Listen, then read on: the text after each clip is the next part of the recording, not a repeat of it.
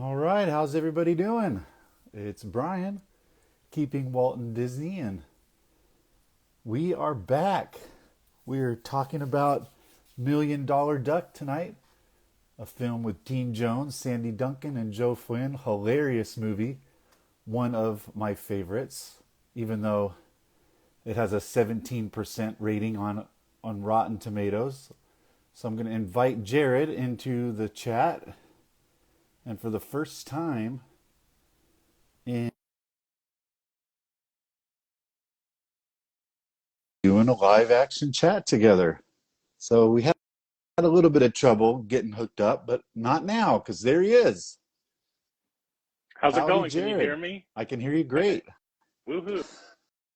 I had a little mishap because I opened up my laptop and it connected my AirPods to the laptop right as you went live. And I was like, oh, crap. I hate when that happens. Like my wife will be in the car with me and we'll be driving along, and then she's like, I'm tired of listening to your Disney tunes or your Mozart, and she takes her AirPods out, and then it like connects to her. It gets all weird, but it's cool because once she puts the AirPods in, I can turn the music up a little bit. For sure. But they won't let me wear headphones while I drive. Probably a good thing. So Is it legal? Is it I even legal? I don't think so. So well, welcome everybody. Magic Skyway, nice to see you, and Marlene. Thanks for staying up there on the East Coast. The reason why we start late is because I have a friend who does a live stream from 6 to 9, and we've been good friends for a long time, and I don't want to overlap this live stream with his. So I just do that out of consideration. Leroy Tomcat says Million Dollar Duck. Scrooge McDuck begged to differ. I suppose so, but I'm sure he'd love to have the eggs, right? Hey, Disney Sunday Movie fan, he's here. I haven't talked to you in a while, but grateful that you're online and love your DVD and Blu-ray covers. He's cool for doing that stuff. I think that's the same person, right? Wait, who is this? Disney Sunday Movie fan. He's the one that Yes. makes the Yes. cool. Yeah, he or she or they He, them. he, he. He. Oh, you've met in person. No, haven't met in person, but Okay. um, we've messaged. Like I love his covers. Well, because a Yeah. lot of Well, them, it's right. He sent me one. Let's see, The Age of Not Believing, that live action special hosted by Angela Lansbury. I yeah, had a disc, but I had just an envelope to put it in, and so he made a cover of that for me. So that's really cool. And Giselle Padilla, welcome. Dean Jones is one of your favorites. Great. We're going to talk a lot about Dean Jones. And Leroy, you've never heard of the movie before? Well, it is hilarious. We'll try not to give away too many spoilers, but there probably will be some. well, there's And not too much to spoil on $1 Million Duck. yeah, It's absolutely bonkers hilarious, I think. right. I mean, even if you know the plot, I mean, there really isn't much of a plot. I mean, there is one, but it's more of a like, just enjoy. It's, so many of these Disney live action comedies are very, very predictable, but they're more like just enjoy the ride, and the end is just the end. Right. It might not make sense, but you laugh the whole time. So It's yeah. It's we'll talk about it for yeah, sure. for sure. Marlene says she had a huge teen crush on Dean Jones, but these days it's Guy Williams all the way. I know because she's been watching Zorro all, and yeah. Marlene is one of my favorite YouTube subscribers, and she comments on everything and is just so positive, and amidst a sea of negativity this sometimes is pervasive in the comment section of my videos. But I can uh absolutely. These days, it's Guy Williams. Hold on. I know because yeah, I can. You can still hear me, right? yeah, I can hear you. Everybody, of course, everybody has their opinions, and I believe everybody needs to have their opinions, but Hmm. we just don't need a constant barrage of negative online, right? This is Disney. At I least this know. It's is like Classic It's Disney. stuff we love, and I post things I love, and then to hear people not love it back, it hurts my heart. I don't know what else to say. So I always try to combat that negativity by like putting a little spin on just trying to encourage folks to think of the good, to think of the things they love about Disney and focus more on that instead of things that makes them unhappy. So anyways, it's good to have you back. And I think what was the last movie we did? Do you remember? It. I do not. Yeah, It I has can't been a remember long either. time, and I do apologize. Everybody has been awesome, just asking like, when are you going to come back? Uh-huh. And it's. I've just been busy, like jobs, move. I did a move. Like it's just been a lot, and we just haven't. And then you've also been busy as well, Yeah. and so we I'm just haven't been right. able to like match up like we normally have. But Right. And I'm preparing for military retirement and I've been teaching night classes and it's crazy. I love staying busy and I love my kids are also very busy with their performance schedules. So it's just the way it is. But I think the last time we were on, we did a review of our Disney World trip back almost a year ago now. what Wow. was that? Wow! Oh my gosh! Oh, oh. Leroy Yeah. has no sound. I think we got is everybody give me a thumbs up if you can hear us okay. Whoever's online. I know Elmer's in there. Thanks, Elmer, for joining in. Also a Wow, that great has been a year. yeah, yeah. May. We stayed at Caribbean Beach and had a great time. And I've been to Disney World once since then. All right. Not me. Diego, thank you for the thumbs up. Thumbs up. Okay, our audio is good. Sunday Movie Fan says the audio is good, and so does Elmer. Okay, good. And Giselle Padilla, welcome. I love your username. I'm guessing 1955 is a reference to the opening of a certain theme park created by a certain gentleman who created Mickey Mouse, which you have a magic key pass, or what do they call the annual passes nowadays? The magic key. Magic key. Yeah. Ah, I haven't it's. had one of those in a while. I shouldn't. It's an arm and a leg, but it Yeah, is what it is. it is what it is. Okay, well, all right, Giselle confirmed that. And so how Jared and I usually do these things is we just kind of pick out a movie that, that we've watched recently or that we've laughed a lot while watching it. And we usually kind of focus on the comedies because they're just so much fun to talk about. And we start the show off by just showing off some of our $1 million duck merch. So, what do you got, Jared?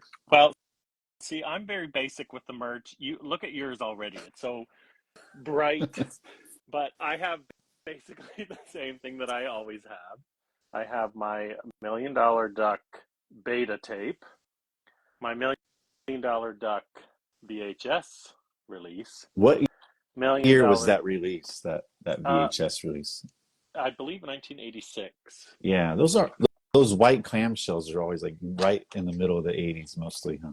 They're my absolute favorite, and that's why I like Disney Sunday. What is it? Disney Sunday Movie. I Hmm. apologize. I don't know you're the Disney Sunday Movie fan. That's why I love his account because a lot of the Blu-ray covers that he makes are just like this. Yeah, So yeah. tune in that account, and then So, you can also go back into my account, and I post mhm, pictures of all post a lot my. of them. Yeah, follow Disney Sunday Movie Fan, and he just has these great covers. He's a big physical media fan too, so For like sure. like we both are. Uh, And then okay, and then the book. they made a junior novelization of the book that had a few photographs in it, Hmm. as it goes along. So this one I got I have one too. a while ago. Oh, Yeah, that's these awesome. are cool Yeah, because, like you said, Scholastic Book Services. So you remember the book fairs that we had in elementary school? for sure. This is where you would have got it back in 1971.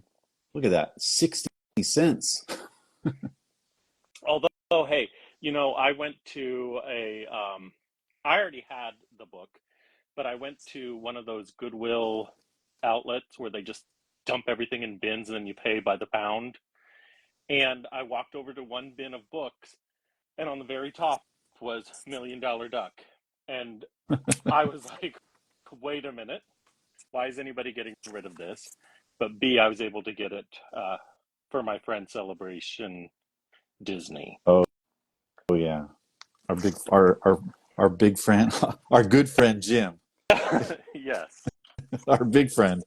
Well, we're all big. When the three of us get together, we take up a lot of space. Yeah, we're We're all all over six pretty foot tall. tall. Yeah. Yes. We had a good time. We hung out about a year ago in Disneyland. We need to do that again.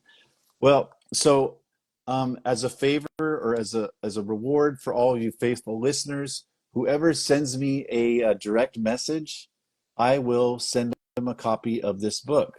So everyone send me a direct message later on, and I'll randomly pick from those direct messages, and I'll ship you out a copy of this book because I have two, That's and I don't awesome. need two, and this should be in somebody else's loving care. So just send me a DM and I'll randomly pick one. So just jot that down and remind yourself to do this because we'll go for about an hour, hour and a half, somewhere in there. Usually that's what we do. Isn't that such a fascinating cover? Like that's what they chose to I know. like even the VHS, like all the marketing is bizarre on this one. Oh, you do have two. It's like the Parent Trap. But like all the marketing is very all over the place on this particular title. Yeah, I know. It's like these two guys aren't even central to the movie. They're really sort of like well, we'll talk about them a little bit. So okay, so for me, oh, and you've got the DVD as well. I see there. And, The DVD, yeah, and they never released it on Blu-ray, no, they didn't. They never did. but it is Yeah, on Disney Plus. that it So is. Hmm. after this, everybody, it doesn't matter where you are in the country or in the world, immediately after this, you have to sit and watch Million Dollar Duck. That's On your Disney homework Plus. That's on right. And Disney Plus. go back. I'll upload this video to Instagram and YouTube and comment on what you thought. So, all right. So for me, well, first of all, since we're talking about Sandy Duncan, I had to bring a box of Wheat Thins. So if you hear me chomping in the background, it's because I'm eating these very thin and crispy Wheat Thins, just imagining Sandy Duncan in the middle of like a Kansas wheat field. Oh my gosh. Sandy Duncan. Oh, she's the best. We love Sandy Duncan. So, all right, I've got a comic book for Million Dollar Duck. Those are fun. These are really fun because they've got like the most interesting ads. Like, you remember this? Remember, like, do you need money? Here, we'll send you a box of greeting cards, and you go sell them door to door. Yes, I So, have a few of those. I have a few of those comic books. I think like maybe a yeah. Son of Flubber and or Horse Masters or something. But Well, yeah, they're here's pretty cool. yeah. I like to, whenever I'm in an antique store, I usually head straight to comics and kind of thumb through them. I see a lot of Uncle Scrooge comics, and every once in a while, I'll see a nice little surprise. Monster size monsters, 7 feet tall, only $1, 10-day free trial. Oh man! So yeah, it's this basically just the movie in comic book form. So it's a lot of fun. I love the cover because it's got Timmy and Charlie, and then the Dr. Gottlieb there with Professor Dewey. He's probably getting an earful because Gottlieb did not like Professor Dewey at all. And then I've got these ViewMaster reels. Those are awesome. Yeah, isn't that cool? That's like kind of the climactic See, scene look at there. that. Look at the pictures that they choose. I know. Like it's called Million Dollar Duck, and they pick a picture of well, I guess there is a duck. There is a little duck on the cover, but Yeah. don't get me wrong, I enjoy it. I think it's fascinating. It still has the inner envelope with the three reels That's inside. so Isn't that awesome. cool? And let's see, here we go. I've got some of these, especially made by this company, GAF. They include a little booklet that tells you the story. And I love the picture, the artwork here. There's It's so Charlie good. being irradiated. Yep. So, so good. And it's got some art in it. It's really neat. It's something just to kind of read along while you're looking at the photos. So that's what I've got. Oh, I do have one other item. I got to take you off the stand there, and there is the theatrical poster for What? $1 Million Duck, Wow. starring Dean Jones, Sandy Duncan, Joe Flynn, Tony Roberts, and James Gregory. And so let's go ahead and get into the movie. So basically, what we're gonna do is just like talk about we'll talk about our favorite scenes and give a little background on the film and ask you what your favorite scenes are, and we'll just try to laugh a lot, do our best, and I'll flip through the lobby cards here as we go along. So yeah, so $1 Million Duck was released in '71 in June, Yeah. and directed by Vince McAveety, who's a very familiar Disney name. He did so many. I know. Like looking at him, I didn't realize that he did that many, but he did a lot of stuff in the 70s for the Yeah, company. and his brother was also I think a second unit director Mm, on a lot of films. mm. They may have both shared in that role from time to time, but I'm blanking on his brother's name. So if somebody knows that in the chat, it's an exaggeration. Yeah, please comment and ask questions about the film. Tony Roberts is such a strange New York City import in this movie. This was his first film, I think. It was, Yeah. yeah, his first feature film. I think he's done a Mhm. couple television episodes. We're talking about Tony Roberts, who is actually on this guy right here to the right, to Dean Jones' left there. That's Tony Roberts. Um, Produced by Bill Anderson, who, if you're a Haley Mills super fan, you'll know Bill Anderson well because it was him and his wife Virginia who discovered Haley Mills when they watched the film Tiger Bay back in 1959, and he recommended to Walt Disney that Haley be cast for Pollyanna, and Walt saw the film, agreed immediately, signed her to a 6-year film contract, and the rest is history. Did you see, this is a little bit off topic, did you see Haley Mills is going to be in the new M. Night Shyamalan movie? I did see that. Yeah, That's pretty awesome. that And is she has cool. like, you get a very little glimpse of her in the trailer. Like she didn't say anything, it's just a shot of Hmm. her. But I'm excited to Yeah, see it.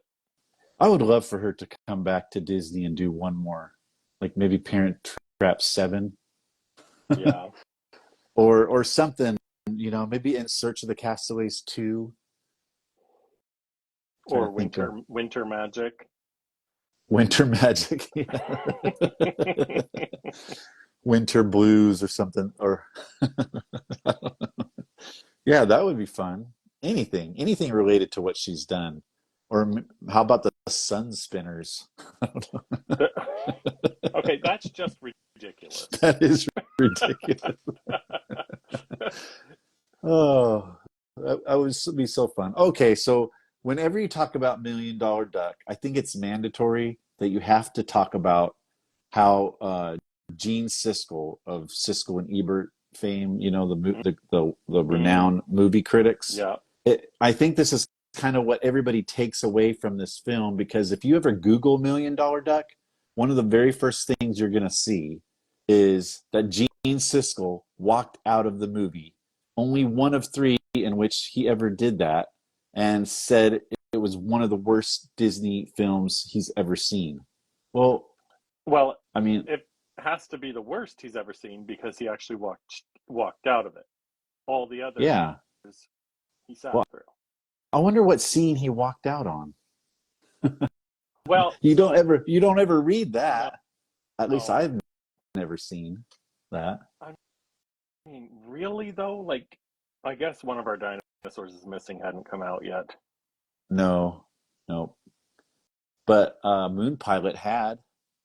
It's, But I it's like Moon true. Pilot. And you know what? I think if you're a Disney fan and you love Disney comedies, then this movie is, I guess if you made a list of 20 Disney comedies, it would probably be like in the middle, maybe a little bit closer to 20, but uh it's This good. I was this movie like not in production, but was this movie? Did it ever come across Disney's desk, or did this all of this happen after his passing? yeah, I in all the things I've read about Walt and live action films, this one never the script never did come across his desk. So Well, this Blackbeard's out of Ghost a was one of the lot, last ones. yeah, yeah. Well, this one out of a lot of the ones that came out in the 70s reminded me the most of the kind of slapstick comedy that Walt had put out. And I especially think of stuff like absent or to a degree Absent Minded Professor, but more so like Misadventures of Merlin Jones or Monkey's Uncle. Yeah, Um, exactly. just the Any of those movies in the 60s that involved the United States government and a bunch of serious men who who like are believing in the most absurd plots, right? But they're so serious about it. right, And you know what? That's one of my favorite scenes. So I'll just go ahead and talk about it right now since for so sure. there's a scene in the movie where okay, and I wish I had a lobby card of this, but this lobby card set doesn't have any of the treasury stars, so I just have to kind of talk to it. Okay, so the words got out that Katie Dewey is selling these eggs, right? And And Katie's Miss Sandy Kate, Duncan. Katie's played by Sandy Duncan, and she's I'm sorry, selling them to National Treasure Sandy right Duncan. National Treasure Sandy Duncan. Wheat Thins spokesmodel. Valerie Was Harper replacement. uh-huh, and the cat from outer space. Yes. But I digress. Oh Go on. yeah. I won't interrupt you No, again. see, we're gonna talk about the cast as we share our scenes and talk about the film a little bit, but okay, so she's selling the eggs to all these refineries, right? And that's just so funny too because she's like, should we just go? Should I give a basic plot storyline of the film because You maybe can I'm give. going to confuse I people. think so. You can just give. Okay. First off, if you haven't seen this movie, it's very shoestring as far as Mhm. a storyline. So Oh, and by the way, somebody asked if I had a ViewMaster to do these. Of course. I do not have a ViewMaster, although I went to a thrift Yeah, store the other day and saw a actually, ViewMaster for they sale. have a couple of them. So, can you say nerd? That's me. All right. Okay, so basically, what happens here is Dean Jones. He's a professor, right? And he does these experiments on animals, and he's got this duck that he's kind of like, sort of, it's like his buddy. He wants him to succeed, and he never does well in any of these tests. In fact, on one of the tests, he fails, and he escapes into this like lab, right? And he gets irradiated by gamma rays after ingesting some of the applesauce that Sandy Duncan made prior to him leaving for work that day, which is a hilarious scene that we'll talk about later, Yeah. probably. And so he gets irradiated, and when he hears a dog bark, he lays these eggs in which the yolk part of the egg is solid gold. So so Sandy, their plan is to use Sandy Duncan to sell the eggs and just sort of be kind of this ditzy absent-minded female, which is kind of really, I don't know. I feel like Sandy was typecast into that role a lot, but Well, I she, think yeah, looking at it, that was some of the complaints was how Sandy Duncan was like the critical response was how Sandy Duncan was relegated to this right, ditzy right. female doting wife role. hmm hmm Keep talking. Like I'm gonna turn on my ceiling fan. But to me, I'll say this now. To me, I can see where people would think that that is the case. But there was one scene in this movie that made me believe that the character that she played, Katie, Katie. um, was in on it, in on most of it, if not all of it. Yeah, I think for sure. I think that there were some scenes where she did mess up, uh, like the applesauce scene and stuff like that. hmm But and I don't know if I can bring it up, but when the scene when she is misunderstanding how the eggs are being laid, when Albert is kind of explaining to her how Right. the dog is doing it, and then she says, "Well, that's not how my mother explained it to me." That's one of her. That's one of her many, many hilarious quotes. And It's so good, but yeah. then he corrects her and he's like, "That's not what I'm talking about," and she goes, "I know." Oh, I see what you're saying. Okay. So she, Yeah. the character that she's playing of Katie, is really not as dumb as I think everybody thought she was. And that's the genius of Sandy Duncan's acting ability. And hmm I I'm not for sure, but was this one of her first, if not her first, This was her first Disney film because was she but was, film role yeah. even? No, no, because she did a lot of stuff on Broadway before that. So Right, but I mean like a movie oh, role. first film, I think so. Because she was nominated for a Golden Globe for her performance in this film as best Newcomer. newcomer, right? Or best, I wrote it down here. It was, uh, Most promising newcomer. hmm that's it. New Star of the Year. That's how the Golden Globes described it. And the Actress. fact and so and even though she was on Broadway and doing all that kind of stuff, Broadway actors don't necessarily translate to the the screen hmm the same.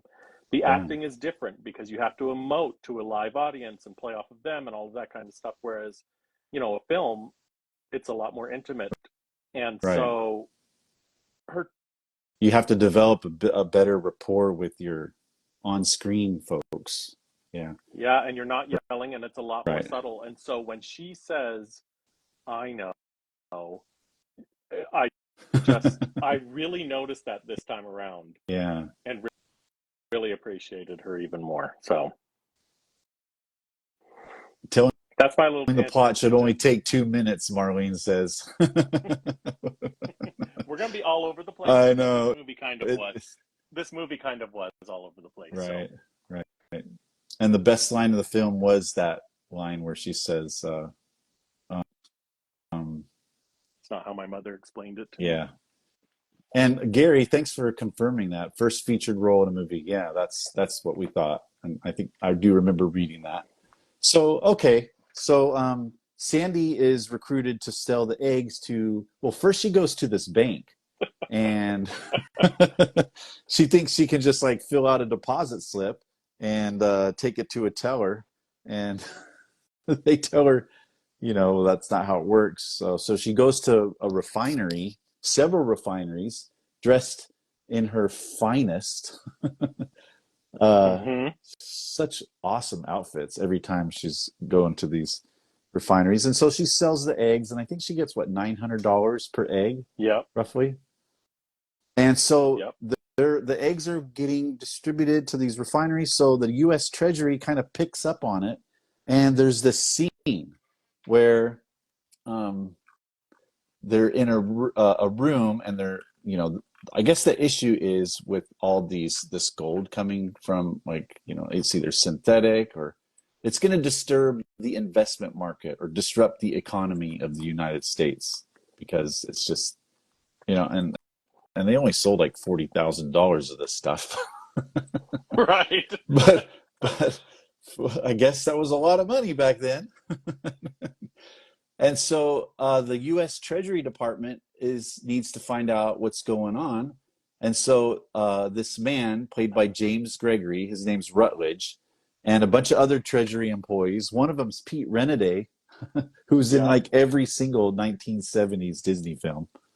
He's just kind of like that guy in the background. And we know Pete Renaday is the voice of Henry in the Country Bear Country Bears. Jamboree Yeah. and all sorts of other things, like the original ghost host on Disneyland Records for the Haunted Mansion.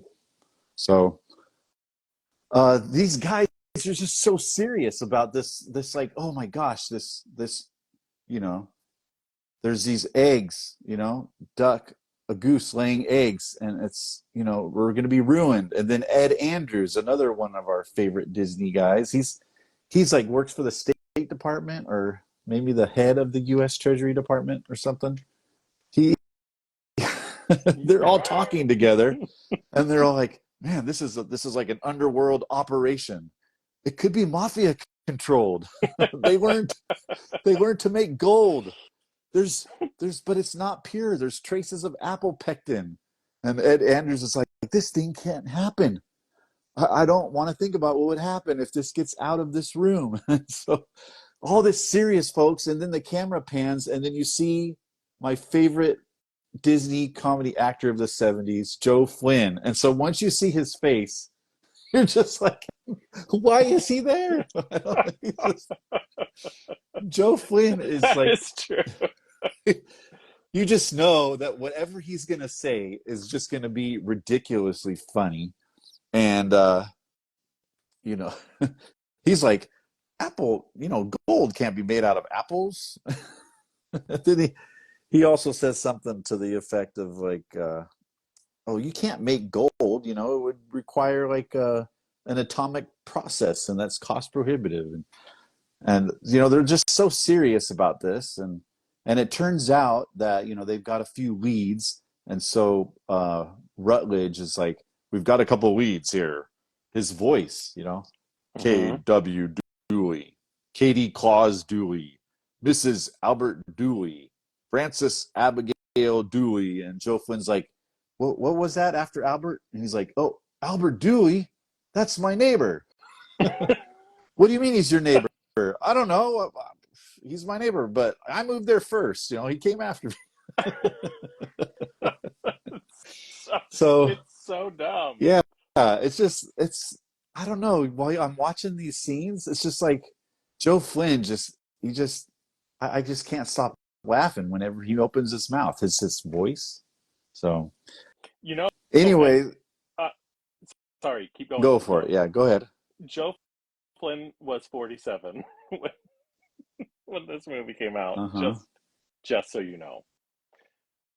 Yeah. I am not yet 47, but not too far off. And people just look different back in 1971. That's right. Well, let's see. A few comments here. Oh, Land of August says, "Is it trivia tonight?" No, tonight's not trivia night, but we'll do one next week. But we're just talking about Million Dollar Duck. Marlene says, "Oh yeah, I made a comment of this. Dean Jones' car was easily as annoying as the teens that drive Dean crazy." Yeah. He went from driving like a '63 VW ragtop to this old beater that was just crazy car. Yeah, this family was, in the opening scene, he's like thumbing through a bunch of bills, and he's daydreaming about like how, and when he was in school, he was going to be most likely to succeed. And it's so funny in that little scene there, the person that gives him that certificate that he's got mounted on his wall. Mm-hmm. Do you know who that is? I don't remember offhand. It's I thought you said this wasn't trivia. oh, it's not. It's Gudger Larkin from Blackbeard's Ghost. Remember the shot put guy? Oh, The the Yeah, the guy yes, he meets at the service station in Blackbeard's Ghost, and he drives him into Godolphin. yes. Yeah, I was like, it's that guy. It's the wimpy track dude. Yeah, Watch Blackbeard's Ghost if you haven't seen it, everybody. yeah. Joe Flynn was terrific as Captain Binghamton in McHale's Navy. Yes, absolutely. That's like when Joe Flynn is the voice of reason, we're in trouble.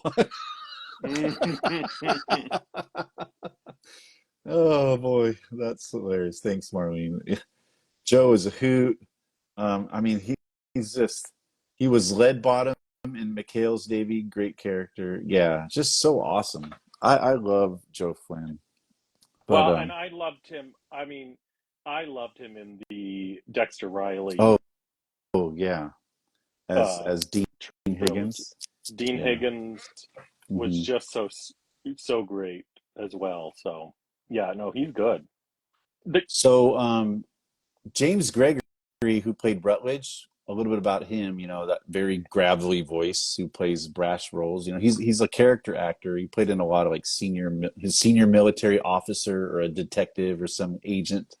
And he was in another Disney film, The Strongest Man in the World, Chief Blair. Do you remember that? I, mm, I'm having trouble picturing him in that movie. I'd have to see it again. But was Strongest Man in the World the one with Conway? um, And he gets like shrunk down in a bar. Was that Strongest Man in the oh World? no, that's the Wait, no, world's no, no. greatest That's athlete. World's Greatest Athlete. Yeah, Yes, sorry. Strongest Man in the World. Sorry, that Strongest Man in the World is Dexter Riley. yeah. Go on. Dexter Riley. It's got all the Dexter Riley folks, um, Dean Higgins and um, Dick Bacallion, and his who was the villain in those movies? Oh, Caesar, Caesar Sid Caesar. Romero. Not Sid Caesar. Yeah, Caesar Romero. Caesar, yeah, yeah. So that's James Gregory. So where did we leave off? Why don't you go ahead and tell us about some of your favorite scenes, and then you guys in the chat, go ahead and list your favorite scenes, and we'll kind of talk about those and incorporate them into our discussion.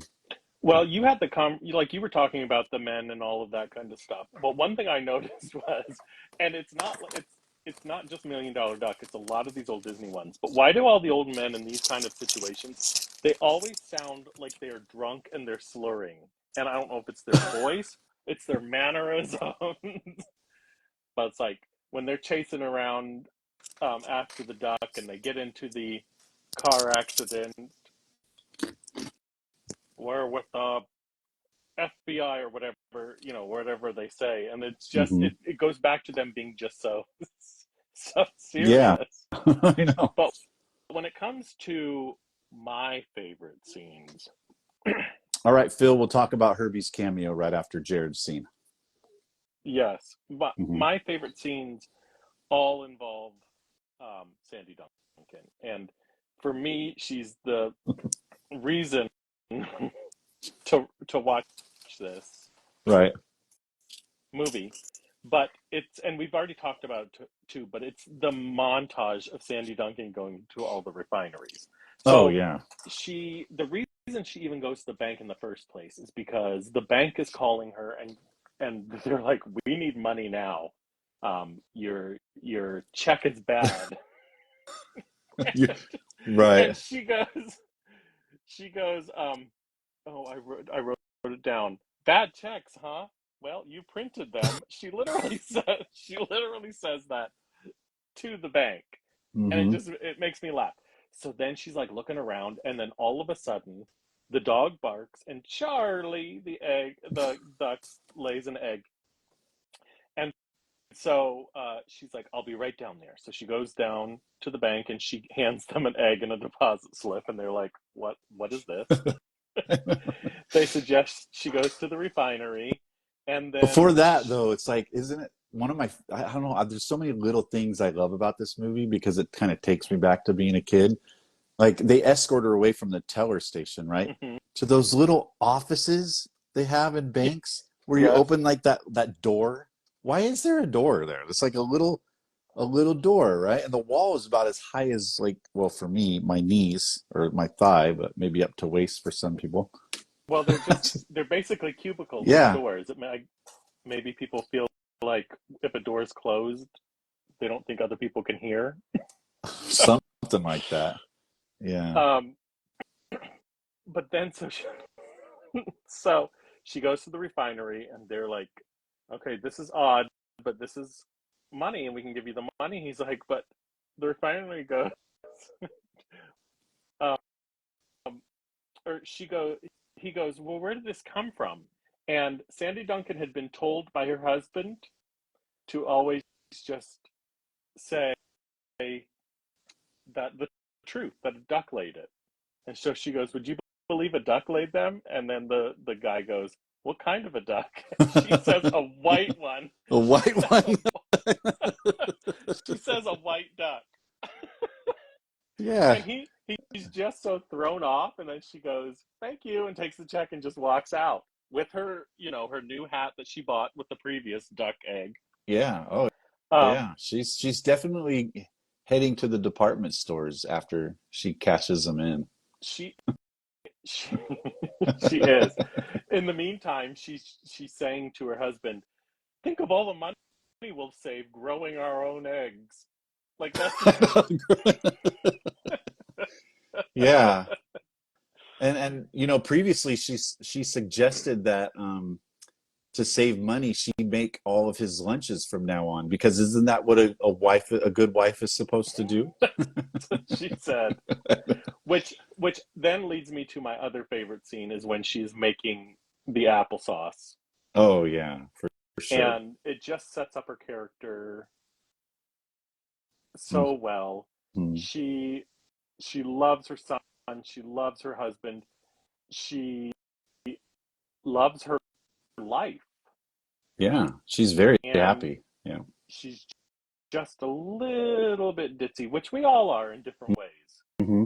I can leave a room and to go get something from the kitchen and have no idea what I'm going to get by the time I get to the kitchen. So I don't blame her at all. But Yeah. it reminded me a little bit of I don't know if you've ever watched Friends, but when Rachel she makes the trifle and she accidentally mixes up like two pages stick together and she adds Oh. meat to Yeah. the trifle. Yeah. I love that she didn't realize that the fan blew the recipe book a couple pages, Right. and she's just like, curry Mustard. powder. Oh, mustard. Correct. Curry powder. Garlic. Yeah. So funny. So good. Let me catch up on some comments here. Um, so don't you wonder if the bellhop ding is audible when Charlie lays an egg? I know. That is so funny. Like they don't even have Yeah. to look. As soon as they hear a bell, oh, Charlie's laid. Yeah. And like, where's that come from? I don't know. Is it, is that the sound it makes when it comes out of Charlie? Ding. I don't know. Okay. All right, Phil. So he mentioned the Herbie's cameo. And so what happens towards the end of the movie after the U.S. Treasury? They do get to a point, right, where they were Hooper, played by Joe Flynn, who we all love, son of Flubber. He was Rex Williams, right? Flubber, like the great inventors of our time, right? Edison and the light bulb, Brainerd You're so much. and Flubber. You're so much better with quotes and stuff like that. I think that's his first Disney film. And then of course he was Habershaw in The Love Bug, and then Dean Higgins in all the Dexter Riley films. And animated fans know him as the voice of Mr. Snoops from The Rescuers. So I think that was his last film role. And he had a part True. in The Barefoot Executive too. He loved teaming up with Kurt Russell. Yeah.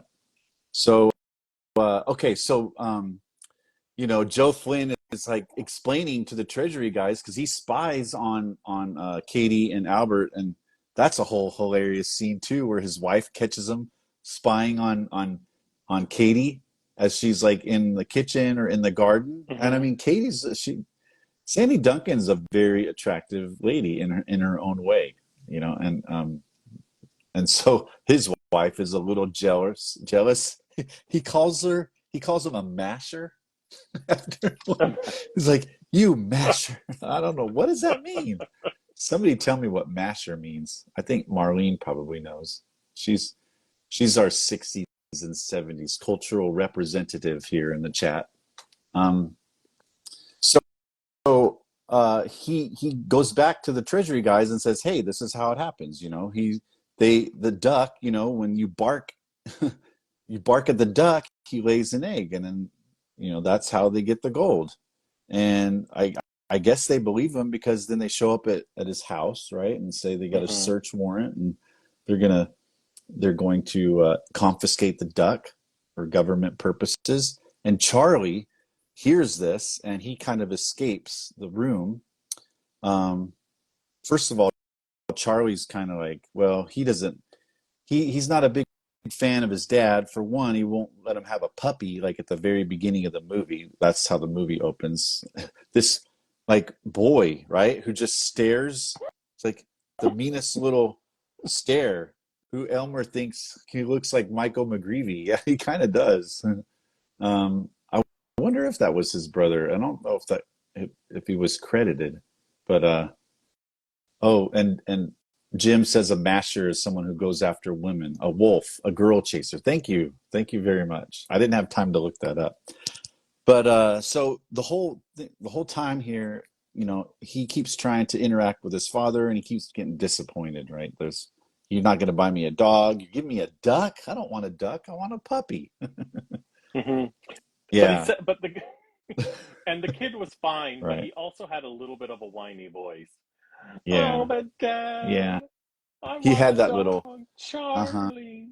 He overacted a little bit, I think, but Maybe that's why Gene Siskel walked out. maybe, yeah, it could be. So like Elmer says, Hooper is spying for his boss, right? Not really looking at Sandy. You're right. You're right. He just gets caught red-handed, sort of, by his wife, played by Virginia Vincent, who had a couple other Disney roles: Treasure of Metacumbe, Aunt Lou, and Hmm. Amy, the movie Amy with Jennifer Agutter. Which You was know, also directed by Vincent McAvity. McAvity. Yep. Yeah, I think you're right. That's right. Uh, so they're gonna try to confiscate the duck, and Charlie, who's at odds with his dad, he's like, "You're not gonna take Charlie. I'm gonna win." He escapes and he hops on this bike that Hooper gave him earlier in the film, and he ends up going over to these kids. Right? I have that. I have a picture of that somewhere. Oh yeah, on the book. These guys, right? Who are Mm, just sort of like leftovers from the hippie generation, I guess. And right. they they have this hot rod, you know, it's like a VW engine converted into like this little hot rod car, and uh they help him escape. And so the whole final scene is everybody chasing after Charlie and these guys, and we'll talk about that scene specifically later. But at one point, uh, Charlie and Jimmy, the duck, the duck, they hide out in a garbage can, and the garbage truck comes up, throws them into the garbage thing, and they escape. They jump off the truck, and right after that, they find themselves in the middle of this little town square that I've seen in many other films, like The Sammy the Way Out Way Seal. Out Seal. Yes, that's Yeah. the one I thought of, and I Uh-huh. believe Merlin Jones too. I think. Yeah. Anytime you're like in a little square, that's it. And if they converted that square, they could do lots of things with that square. Like if you watch the other Dean Jones movie, Monkeys Go Home, they converted that all into like a little French town. And so that's the same set there. Um, Anytime you're like in a little town square, and it was filmed on the studio lot, that's what you're looking at there. So but parked kind of like on the side of the road there is Herbie. You can tell it's Herbie because Of the license plate. yeah, the license plate OFP 857, which according to what I've read, that is it's like an acronym for Our First Production, August 1957, and I want to say Oh. it's Robert Stevenson, the director, his first movie, Johnny Tremaine, with Walt Disney. So Oh, wow. that because Stevenson directed The Love Bug, so it's kind of a shout out to that, and that's why they picked that license plate.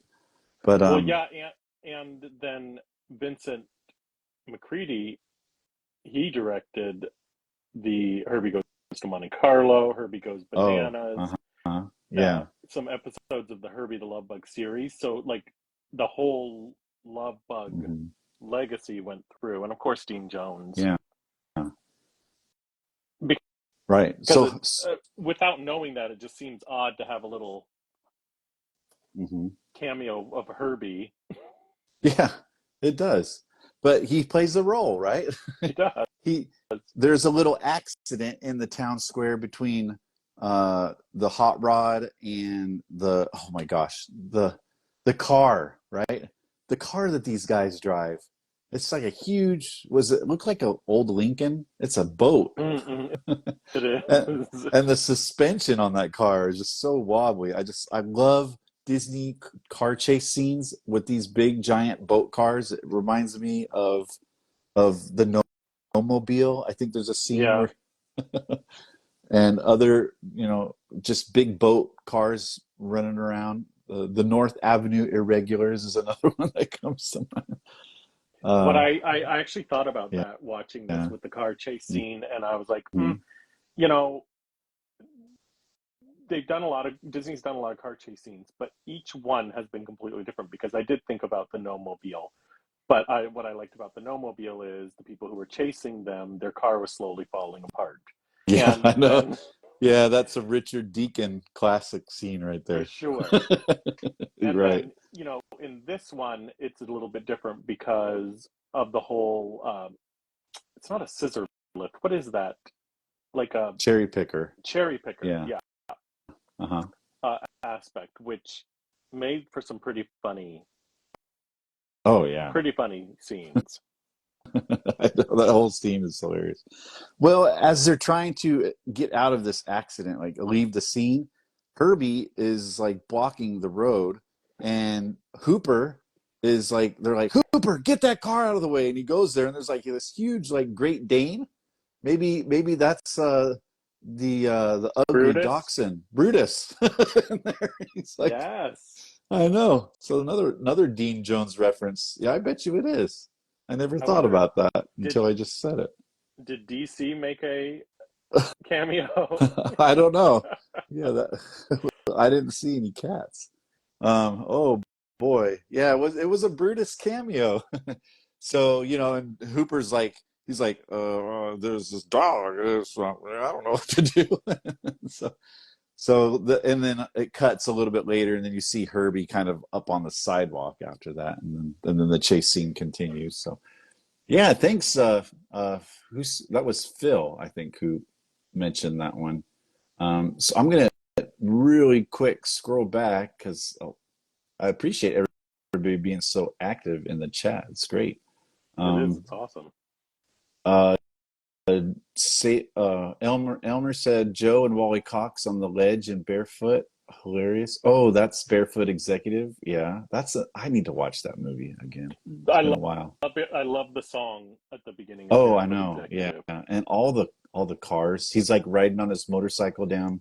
Like it looks like it's Sunset Boulevard to me. Let's see. Giselle has some favorite scenes. It's when Dean Jones is getting mad at Sandy Duncan about who she gave the duck to. Oh, yes, yes. Thank you, Giselle. That is a hilarious scene. So, you know, and Yeah. it'll give us the chance to talk about another cool actor. Um, so there's this point, and do you want to explain it? Go ahead, Jared. You got it. Well,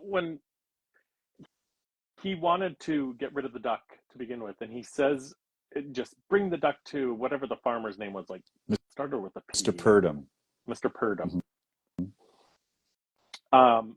And so then he leaves and goes to work or whatever, and then he comes back, and that's when he realizes that the ducks lay the duck lays golden eggs, so he wants to go grab Yeah, the duck.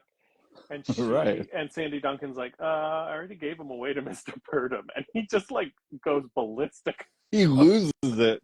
Yeah, He loses it on her, and then he's literally I shaking her. know.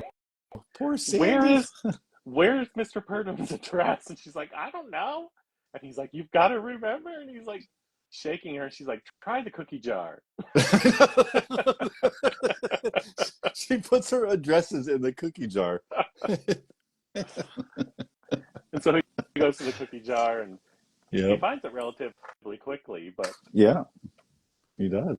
I completely, like, I literally watched Yeah. that, thought about that, and did Okay, not write so it down because right. that was So funny. so they go to the farm and they're like he's like, "Yeah, hey, Mr. Purdom," who's played by Arthur Honeycutt. And he is just this old kind of a wise grizzly rural character actor. Mm-hmm. And we've seen him.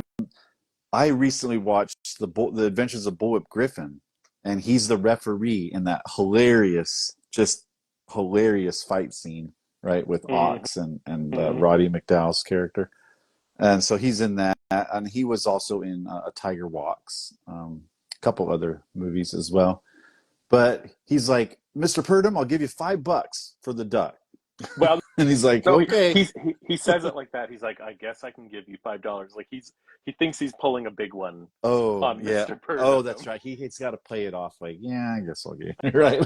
I guess I'll give you $5. That's only fair. He's like, "Okay, well, he's over there in the pen. Just go get him." And then there's the lobby card, right?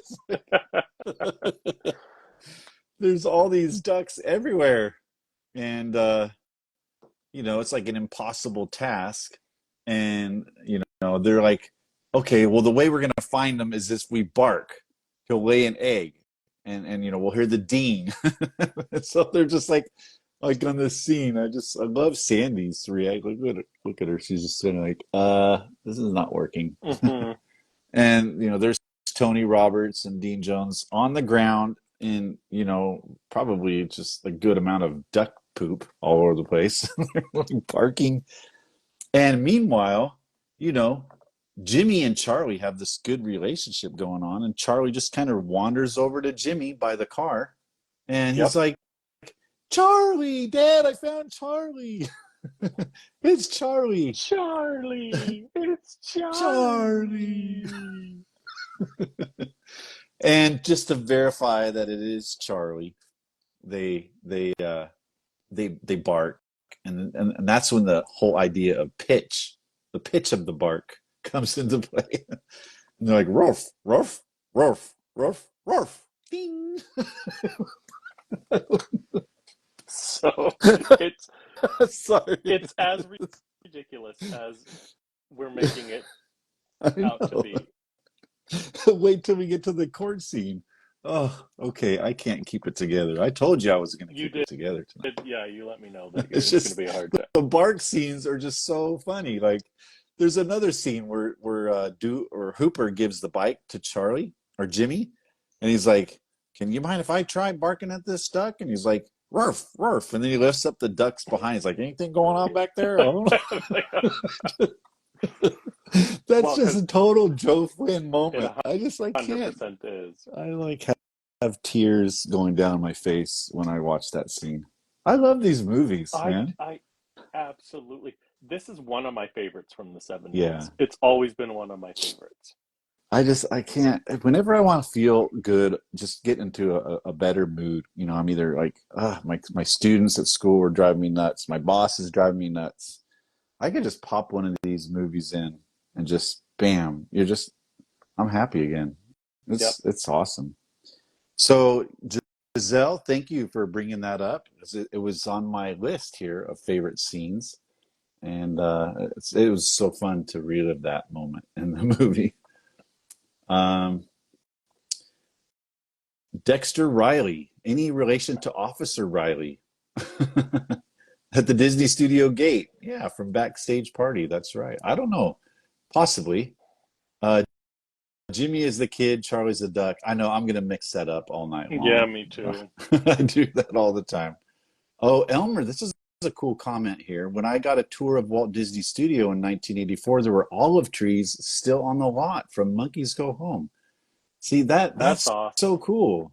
That is way awesome because when you watch that movie, the setting is in the French countryside, but it was all entirely filmed on the studio lot and possibly the Golden Oak Ranch. By the way, this scene right here, this was all filmed at the Golden Oak Ranch in Newhall, California. So, and you can I see like when the geese. Go ahead. No, no, no. Go on. Oh, when Jimmy accidentally lets all the geese out and they go into the lake, that's like the Yeah. same lake, in Follow Me Boys, where Fred McMurray and Vera Miles are Or sinking in on their the canoe. boat. Yes. Yeah, and you can see the covered bridge in the background.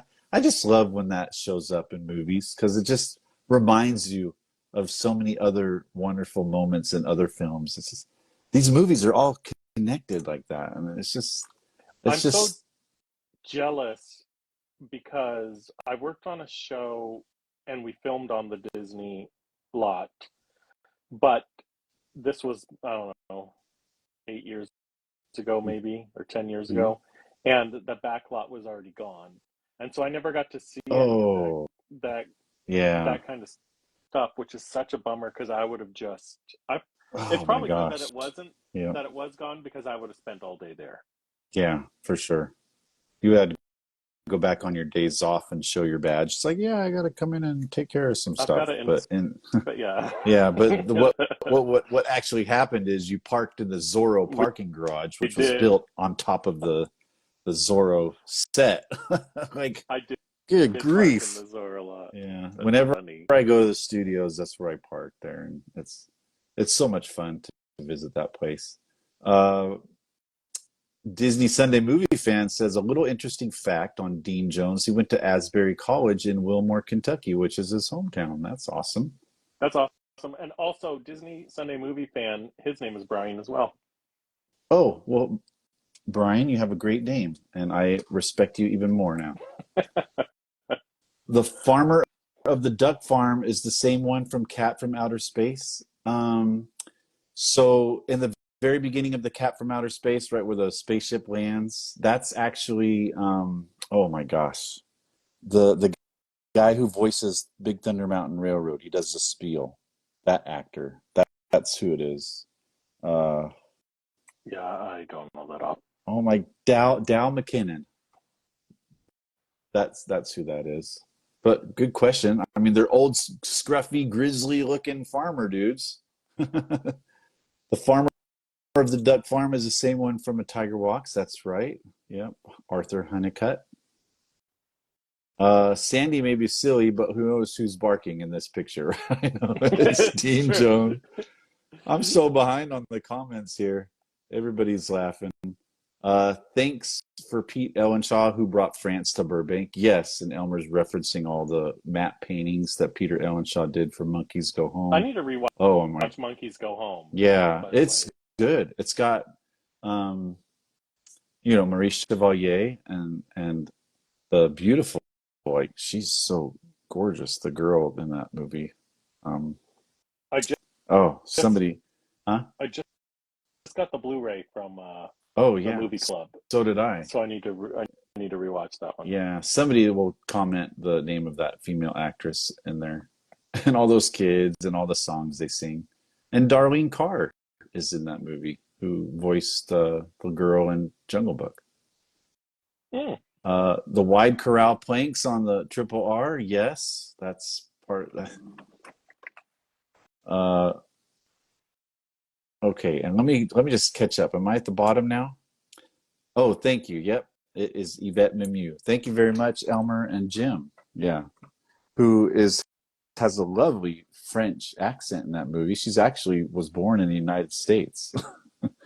um, Oh, yeah, I didn't know that until I we did a Dean Jones podcast when I was back working with Chris on the Jiminy Crickets podcast. We did a huge Dean Jones episode, and when I researched Monkeys Go Home, I was like, "Whoa!" She was actually born in Los Angeles, and she was also in Black Hole, I think. She was in Black Yeah. Hole. Hmm. Yes. I was getting her confused with Moon Pilot actress. Oh, Danny Yeah, Saval. That's who yeah. that But is. Yeah. Hmm. yeah, she was definitely in Black Hole. Yeah. Oh, she's a lovely actress too, Danny Saval. That Danny Saval and Texas John Slaughter, Tom and Tryon. and Yeah. Merlin Jones. Oh yes. Hmm. That's right. So I'm running out of favorite scenes. I'm not seeing any other scenes here. I think Phil had mentioned these hippie dudes. These guys, they say the strangest things. Like, right, they're all into like when Dean Jones tries to steal Charlie away from Jimmy. They're like, he's got civil rights, or like this is a property rights thing, and then they're like, you guys are Hitlers.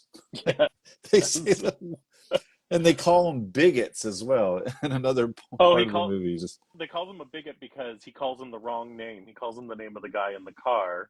The guy with the black hair. He calls um I oh, forget he what his gets their name is. names switched. Yes, Yeah, and the blonde. that's So right. you're a bigot. I know. All right. Well, um, anybody else have a favorite scene they want to share? Jared, I'm sure you've got a couple more at least. Um, We got about 15 minutes before we probably need to wrap this up. So. I wouldn't say I have a couple more. I've said it a million times already, but I just smile every time I see Sandy Duncan in this movie. But I do like the um the court scene at the end. I like that they kept it short. Uh-huh. Yeah. Um, but for me, it's those bank scenes. They really get me. Right. And Yeah, the bank scenes are you know good. what? I wouldn't say it was one of my favorite scenes, but I will say, even rewatching it again, it's a pretty intense scene. I don't understand how Jimmy ends up on a ladder going between two Oh, buildings, but I I've, will say it gets pretty intense there. that was their idea. These guys, like they get to the top of this parking garage, and there's no way out. And here comes Dean Jones, and like, well, hey, there's this ladder. Let's just like toss it over the wall here, and he could crawl across it. Like, why did they even think that was a good idea? So, I know, but the yeah. whole shot of the ladder falling, slipping, and then falling down to the next level, Oh it's my gosh, yeah, pretty yeah. intense. That's such a cool scene because there it's like when Dean Jones realizes like in an instant, right? That Yep. wow, I've been neglecting my kid for gold, been so obsessed with Charlie laying eggs and trying to Hmm. figure out how we're gonna, pay all the bills that he forgets that he's first Jimmy's pet. And when he sees him out there, it's like, whoa, you get a little lump in your throat there at that point. And so it's a pretty miraculous rescue scene. Yeah, the latter scene was every mother's nightmare. I can No, and imagine. oh my gosh, and if you look at Sandy, looking down from the top of that parking garage, Yeah. her facial expression is just like very, it's intense. It's so. Nor what I that's another thing I actually did notice too. I feel like other movies would have had that character, the mother, screaming, but Oh, I enjoyed that she was quiet because when I watch a movie like this or a movie where there's a situation like that and there's somebody in complete and utter danger, why would somebody else scream when somebody's trying to focus on saving someone? yeah. And, Well, that's and that's kind of her whole demeanor throughout the film. Like she's always very like she doesn't ever show a bit of temper.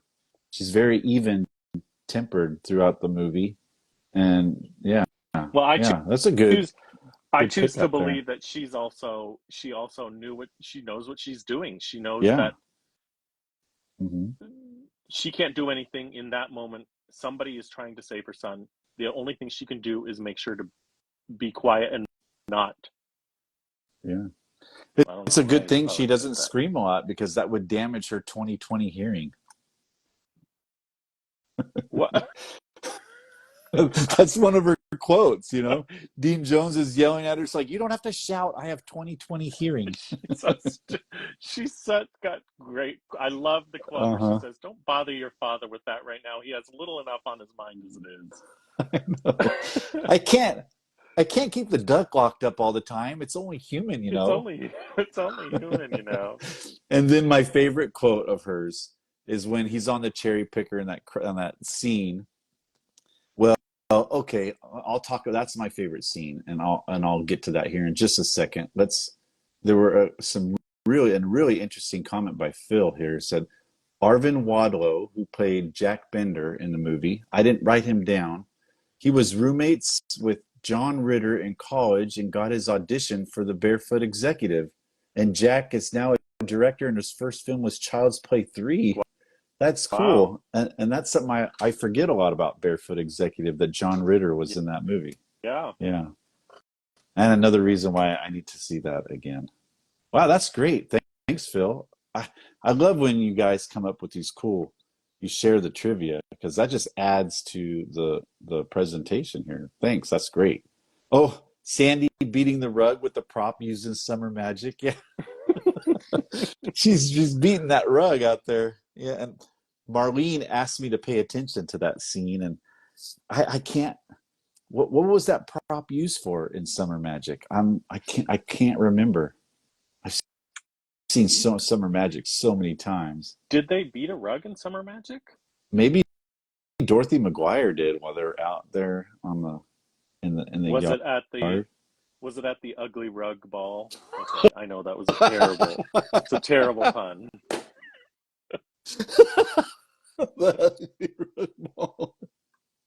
Oh my gosh! Yep. Uh, Oh, okay. Okay. I'm, I'm starting to get a little goofy now. Okay. She underplayed the part. A good choice on her part. Yeah, Sandy Duncan. Just awesome. Okay. So the car chase scene, which is one of my favorite. Zoe punny. Good job, Elmer. Um, you know, one thing I love about these movies in the 70s is there's a lot of like on-site chase scenes, right? And they go through all these cool areas of Los Angeles. Like you see mhm. them going down, like they're at the corner. I know they're at the corner of like Fairfax, and I want to say maybe Sunset. Does Fairfax and Sunset intersect? It's kind of like over that way. Or Beverly. I know Beverly and Fairfax intersect, but that's the CBS studios lot over there. Oh, that's Um, like on the west side. yeah, on the west side. There's a lot of west side and then in the residential areas of West Hollywood and But during then that scene. there's also um, some shots in Glendale by Wed. Sure. One of Yeah. the streets were Yeah. there as well And because Griffith Park gets a lot of yep, action too. yep, yep, for sure. Mhm. And even I think a lot of the roads up there in Newhall, Santa Clarita and the mountains up there, I Hmm think that's where hmm that tunnel is. The tunnel scene is up that way. I might be It, wrong, but I have driven those back roads because I used to drive from Lancaster to downtown LA a lot, and sometimes we would take the back roads, and it's scenic, I was but wondering very brown about that also. tunnel. I was wondering about that tunnel. For some reason, I thought it was the one at Griffith Park, the Roger Rabbit tunnel. Oh, oh, it could be. But that also it could not be. Hmm. Yeah, yeah. But it's just it's a nice little for me because I spent a lot of time there, driving around looking at. It's just nice to see those things, and you get that in a lot of Disney films of that in that era. Hmm. And the car chase scene is just so funny. Like Dean Jones is like running after Charlie, in the little hot rod, and no way he's gonna catch up to him. But Sandy and Fred come upon this like electric repair truck, right? And there's a little motto on the side of it that says, we're here if you ever need us. And Sandy's like, whoa, we kind of need you right now. So let's take it. Or Tony says that, or Tony, I'm getting his character name mixed up. Tony Roberts, Fred Hines. I think he says that. And then she's like, is it okay? It's like, sure. Then they take off and, they pick up Dean Jones, kind of like, for some reason, they don't stop to let him get on. He's kind of running behind the truck and he jumps onto the lift, and they're shifting gears, and they accidentally shift the gear that the cherry picker it extends the cherry picker, and so he's just kind of like riding along with the cherry picker in its full upright position, and you know typical hilarity ensues. The two And they come to cops. I love it. It's like he's like, what? There's a red light, right? He's like, oh, watch out. It's like, ah. And he's like, Fred, that was a red light. It's just like, yeah, it was red. In both senses of the phrase, I guess. And then they get to that overpass, right? And he's gonna die. And Sandy's like, slow down. Fred, stop. You're gonna decapitate him. Instead of, Yes. she says decapitate. Somebody wrote that in the someone wrote that in the comments. Oh, did they? Yeah, I think I saw that and I missed it. I'm sorry. It's so good. It's so good. Yeah. But like I love the two cops on the motorcycles. What are And you then waiting, or what are you doing, Dewey? Waiting for a streetcar. and I just love how corny it is that they both end up in the pond. It's so typical Disney. Like what they were chasing the hot rod, right? Like, here we go, and then there comes the truck, and they run him right off. And oh my Yep, gosh, I agree, motorcycle Marlene. cops Worst never job fare ever. well. Right? Just look at Blackbeard's ghost. It's true. Oh my gosh. So Or that's at the another My Neighbor great Princess. scene. It is. Go ahead and share It that is. It one. is. Oh, I Sorry, thought you what? had another one going on. Mm-mm. Oh, No, I okay. feel like Well, we've said every scene, and every scene's a great scene. yeah. Yeah, uh-huh. Let me go through the cast here. Who did I not mention?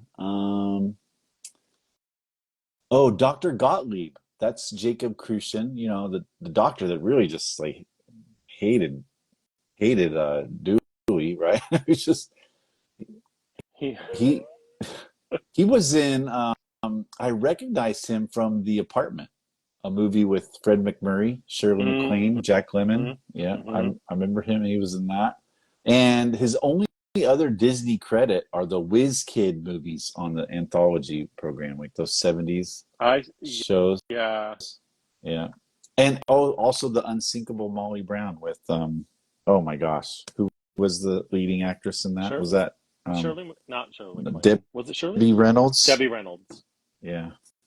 Oh my gosh. So yeah, Phil, man, some gold comments here, some solid gold egg comments.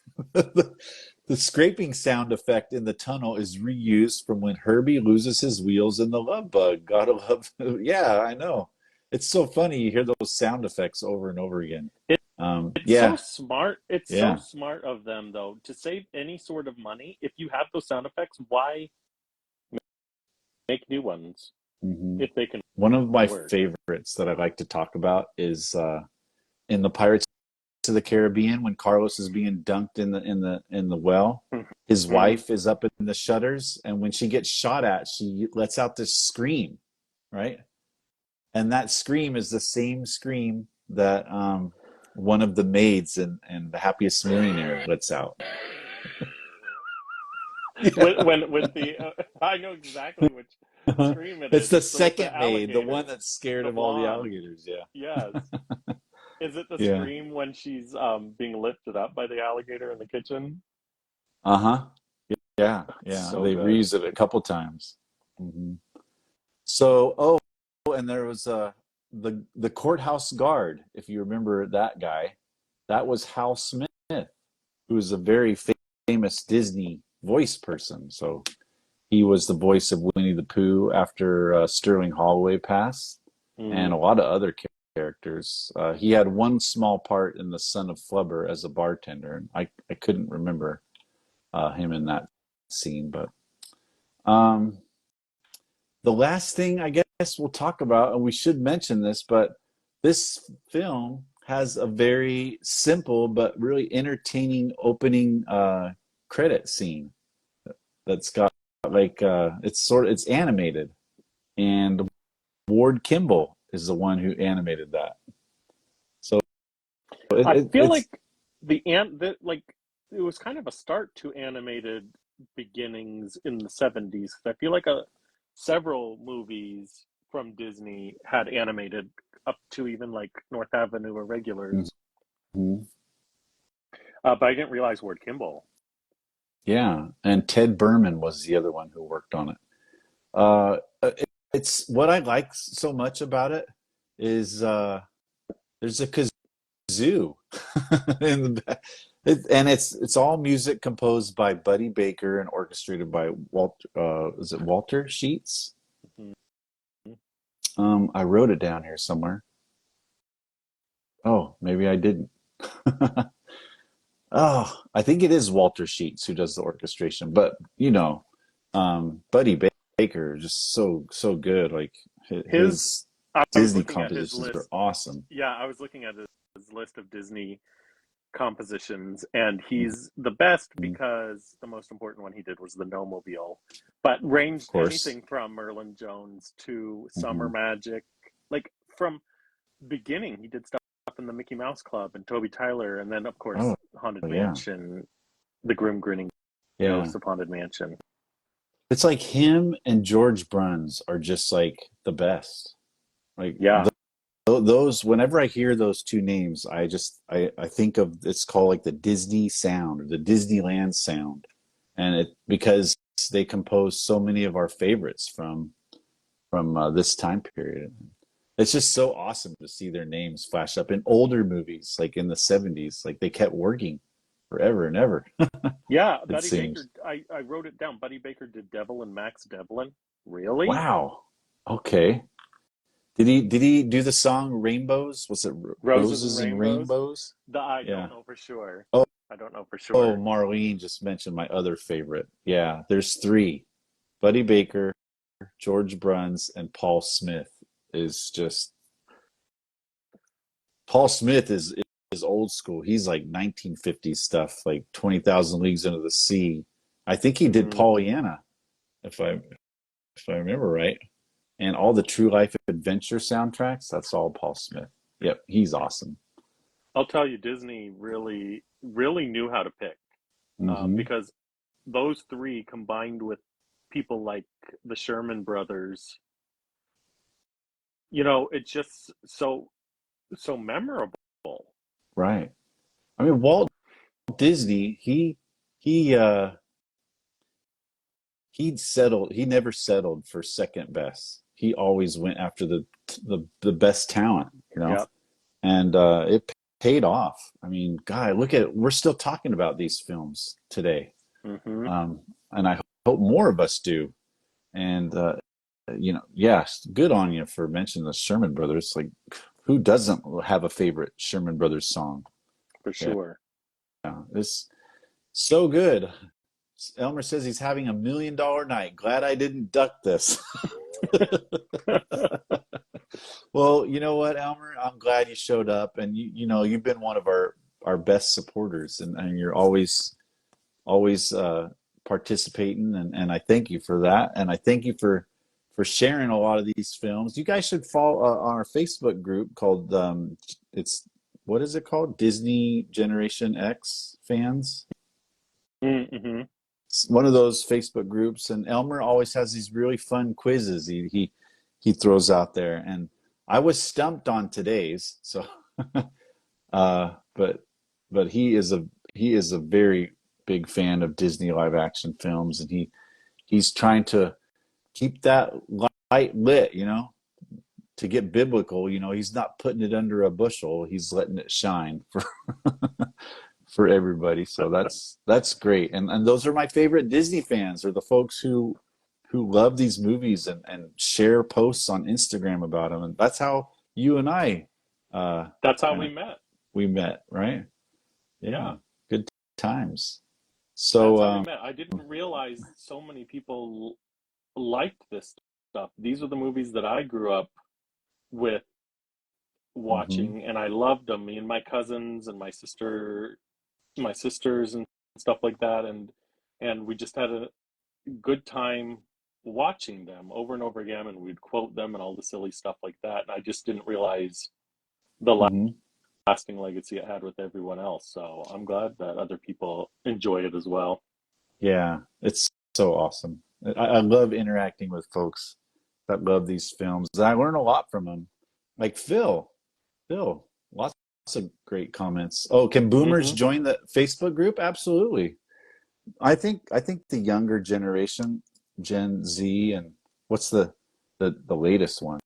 They kind of group us all together, right? Boomers, Gen X, we're the same. Millennials? Millennial. No, Yeah. I don't know.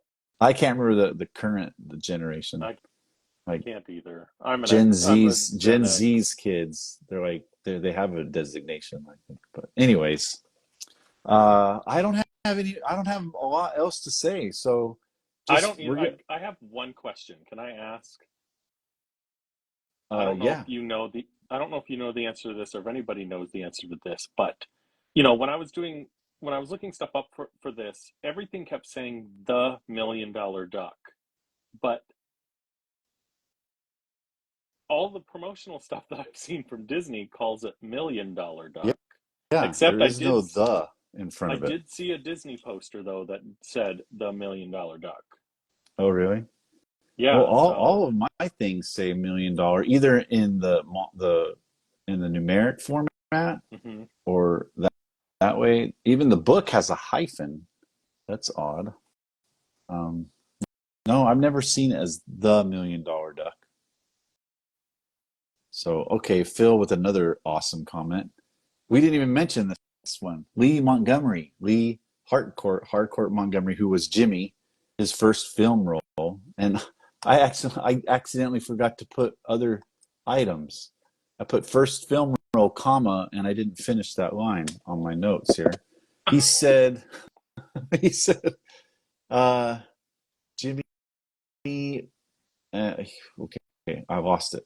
Oh, there it is.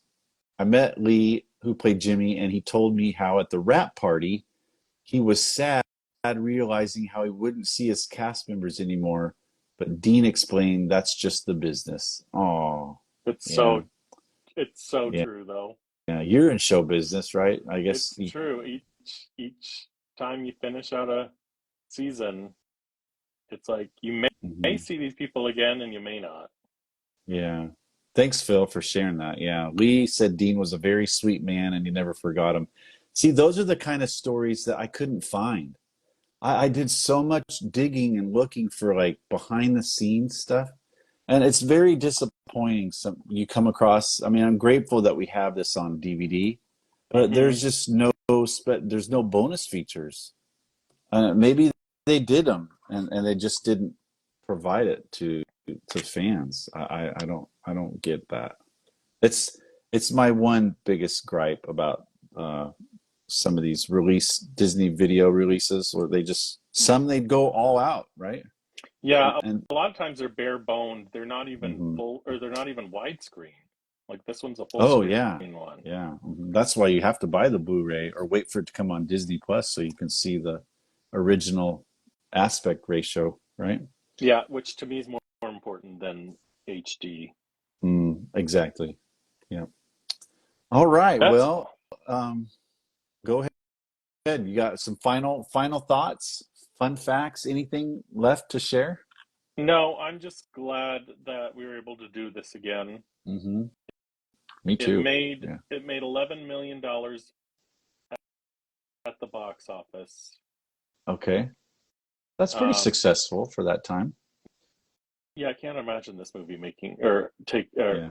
costing a lot of money. Well, Dean Jones, I mean, he's fresh off of what? He did The Love Bug, and then what was the previous film to this he did? Was this right after The Love Bug? I think this was after the Lug Bug because Yeah.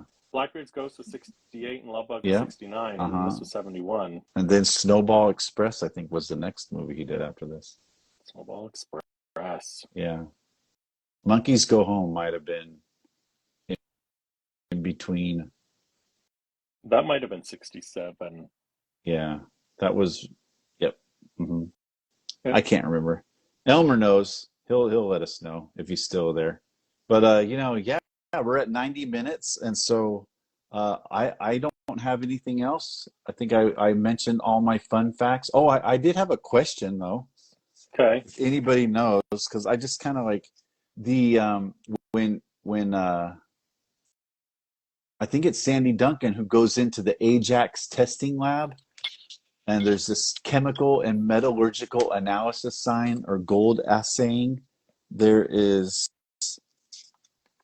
some acronyms underneath that sign, and I didn't know what they meant. And I thought I wrote them down. Oh, ASTM, AES, and MST. I was just curious what those acronyms meant. So that's something for me to try to look up. But if anybody knows, they can let us know. Yeah. Oh, you were right about Monkeys Go Home, 67. Yep. And they're glad. Elmer's glad to have you back. And Oh, oh, I'm glad okay. to And be back. yeah. And I think we'll close it with this. Another great Phil comment. Actually, he kept. Oh, he met Jimmy's character, Jimmy, played by Lee. He kept his original scripts, and he showed me his $1 million duck autographed by the cast and crew. Wow, that's awesome, Phil. Yeah, that's That's amazing. cool. Wow, that is great. And we'll just close by saying, don't listen to what Gene Siskel said. The first movie he ever walked out on. Yeah, we mentioned that at the beginning. And, he missed a great movie. I think if he would have stuck it out, he would have been pleasantly surprised, perhaps. I agree. And Well, and don't anybody be turned off by what he said. Give this movie a chance, and you'll fall in love with Dean and Sandy and Lee and Charlie and everybody else. It's just a wonderful movie. It's funny. It'll put you in a good mood, like all Disney films should, and it succeeds in that right. So great movie. Check it out on Disney Plus. And oh, by the way, one more reminder, send me a direct message on Instagram, and all the DMs I get that say, I want this book, I will randomly pick one and I'll send it out to you. you should So do no it. reason for me to have two. Share the So wealth. yeah, uh, that'll do it. I appreciate everybody coming. Jared, it was great catching up and chatting. And we'll try to do another one next month. I was thinking maybe we go back and do the Love Bug, but I also had a request to do Treasure Island, which is we don't do serious movies too often, but we haven't done uh, the original. I guess that was the very first all live action film, so it makes sense that we should talk about it. True. Yeah. Cool. So Jared and I Figure will something out. chat. We'll figure it out, and we'll let you know. And Dana, go ahead and send me a direct message. I see that you said you want that book. Okay, I'll count that. But if you send me a DM through Instagram, I'll remember it. Okay. So thanks everybody. Watch Charlie, and maybe if you get a chance to irradiate a duck, and if they lay golden eggs, just remember Jared and me. When you're share the wealth a little bit. For sure. Give For us sure. one. I'll buy a Yeah. new hat. Uh-huh. Yeah, and maybe one of Sandy's like Japanese like her skirt that she wears when her hair's all up in curlers. I love that. And we'll close it off with Marlene's comment. Ding. Oh, and the wheat thins. And I've just been munching on them. Bury it quick. The court scene. We didn't even talk about that at the end. There you go. I love that last scene. You know, Hooper is like trying to get it to bark, and then Dean's like, you know what? It's the wrong pitch. Hmm. And then you hear the ding, and that's it. Good Ding. night, everybody. Good night, everyone. Thank you so much. All right. We'll talk to you all later. Bye now. Bye bye.